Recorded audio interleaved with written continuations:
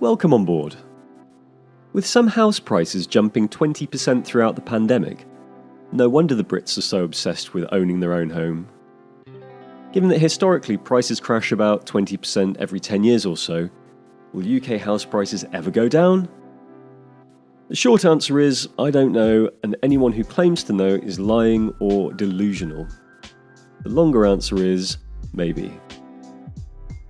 In 2019, the West was coming to the end of a long bull run which started in the wake of the financial crisis, and a recession was long overdue. That is, until people started hearing about this place called Wuhan, and as panicked shoppers cleared the shelves of pasta and loo roll, stay-home orders came down and the UK housing market went into a deep freeze. A local estate agent told me privately that he was terrified there would be no business to go back to, but he needn't have fretted. True to form, a frenzy ensued, agreed sales rose well above pre-pandemic levels, and house prices grew at their fastest pace in 20 years. The agents all got their bonuses, and the world kept turning. So why during a recession did houses get more valuable? It could be the lowest interest rates in history making monthly payments more affordable. It may have been the tax holidays which our novice Chancellor, former Goldman Sachs banker and billionaire Rishi Sunak decided were necessary as he hosed down the country with freshly printed cash. But America had no tax breaks, and also saw house prices increase over 20%. It turns out that locking people in their homes for months on end really motivates them to get something that feels just a little bit more spacious. When your home has to be an office, gym, school and pub, it's hardly surprising that a small group of panicked buyers bid up prices and bought at any cost. Those with spacious family homes weren't selling, and people fleeing the plague-ridden cities to work from home brought their fancy big city money back to sleepy regional towns, competing with local buyers who were also saving a few quid on commuting and foreign holidays. Let's just take a minute to consider how the housing market works. You leave education, get a job, get pissed off giving all your money to some creepy landlord, and scrape together a deposit to buy the best dump you can afford. Congratulations, you're a proper, respectable human and have joined the elite homeowners club. You max out some credit cards buying furniture, paint everything grey, and like magic, the value goes up. That's great because given that savings accounts are currently making you a whopping 0.01% interest, leveraging your savings into a mortgage is a far better investment. Voila! You can now sell and you can have a bigger deposit to move somewhere nicer and get a dog. You go hunting for a family home, borrow an irresponsibly large amount of money, then pray to God the market doesn't crash and you can keep your miserable job long enough to pay off the colossal mortgage you're now trapped under. Eventually the kids leave home, you downsize, taking your profit to spend on cruises and conservatories, and then finally you become a burden to your loved ones and get put in a care home for the rest of your days. That's the nature of the property ladder, and to work it needs a constant stream of wide-eyed first-time buyers for those one rung up to sell to. Without first-time buyers, the market stalls. That's why the government brought in Help to Buy and are currently guaranteeing 95% mortgages up to £600,000. You heard that right. You can use 30 grand to get exposure to £570,000 worth of credit. That is insane. Why aren't more people outraged by the fact that well-intentioned policies are increasing wealth inequality and reducing social mobility? If you ask people what they think about house prices going up, almost without exception, most people are delighted. One theory explaining British obsession with property is because talking about house prices is one of the few times it's socially permissible to brag about how wealthy you are. People view their home equity as a buffer against future hard times, and it can't be overstated just how important house prices are to how wealthy consumers feel. And in the West's predominantly service-based economy, consumer confidence is required for the growth necessary to justify running such large deficits. The Tory government's donors have more than a passing interest in keeping the party going. That's why they continue to push the narrative that the only problem with the market is a lack of supply, and why we should continue funneling taxpayer money into the pockets of a cartel of home builders, throwing up shoddily built, hastily assembled new builds. The government have demonstrated time and time again that they will do everything in their power to prevent any decline in the property market. They need to keep their main voter base, aging property-owning boomers, silently complicit in policies which are increasingly screwing over the next generation.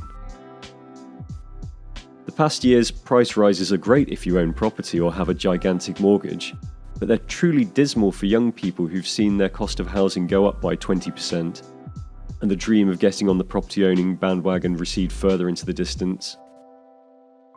For a generation obsessed with righting every social injustice, Gen Z are really sleeping on the job on this one, seemingly ignorant to policies that will keep them indebted well into old age. Despite what plump little property gurus on YouTube claim, house prices haven't doubled every year since the Doomsday Book. In real terms, after inflation, property has not really changed value for most of the past 1,000 years, actually losing value during the Industrial Revolution when many agricultural jobs lost to mechanisation meant workers were forced into the burgeoning cities, looking for work in the new factories. And from around the 1950s, when populations boomed, it became easier for regular people to borrow large sums of money, and the real value of domestic property went ballistic. This brings us to the elephant in the room. Now, it's hard to get an exact reading on inflation because economists' rulers are not of fixed length, but roughly, since the 1970s, average wages have gone up 20 times. The average house price has gone up 65 times. This was partly caused by what rockstar economist Robert Shiller calls the financialization of housing. Shiller is notable amongst economists for actually living in reality, and throughout the latter part of the 20th century, bankers have turned our human desire for shelter into a steady stream of mortgage payments for the city to leech their percentage off. They've made borrowing huge sums seem desirable, selling escalating house prices to us as a good thing. In their eyes, the debt-fueled economy is wonderful. By making borrowing easy, more people can get on the ladder. Fortunes are made and the money flows to the financial services industry, enriching people who tend to be just the worst. As long as they get paid, they couldn't give a shit what happens to the rest of us. Now, you wouldn't guess it to talk to them, but boomers have been blessed over the past 40 years. Apart from the odd brief 20% drop, property owners have been rewarded beyond their wildest dreams, thanks in part to government policy designed to keep the party going.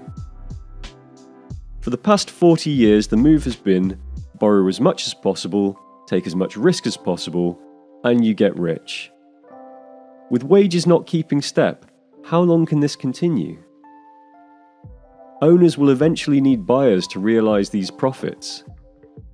About half of all property is now owned by those aged over 65.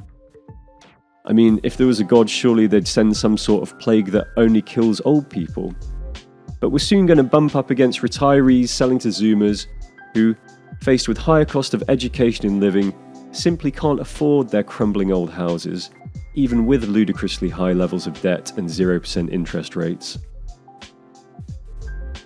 A glut of supply and distressed sellers could bring prices tumbling down, in turn driving the riskier higher loan-to-value mortgages into negative equity. Those forced to remortgage could see their monthly payments go way up. Those unable to pay would be forced to sell, putting further downward pressure on prices, and once again sending our financial system into turmoil as the bank's loans go bad.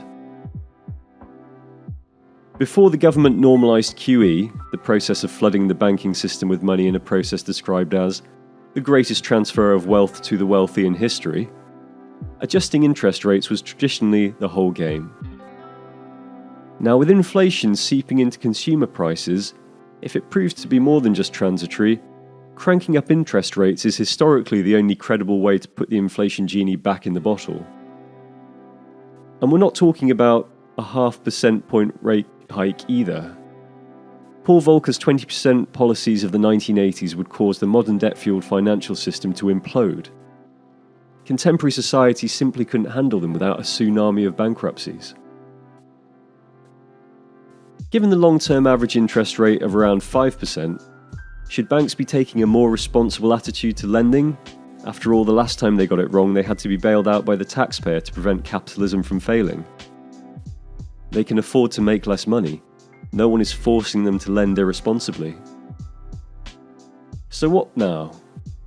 With summer over and dark winter nights closing in, what does the future hold? Will next spring be another bumper year with prices jumping another 10%? Various forecasters have predicted everything from ongoing prosperity to housing Armageddon.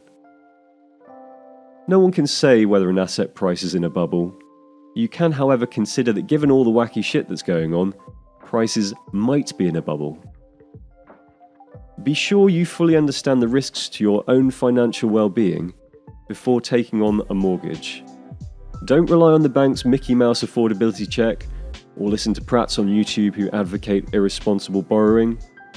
Do a proper affordability check yourself, which considers possible price decreases, rate rises, and your income falling. Because renting for a while, or buying a smaller house, is far preferable to being homeless and bankrupt. Thank you for joining us today, and have a safe onward journey.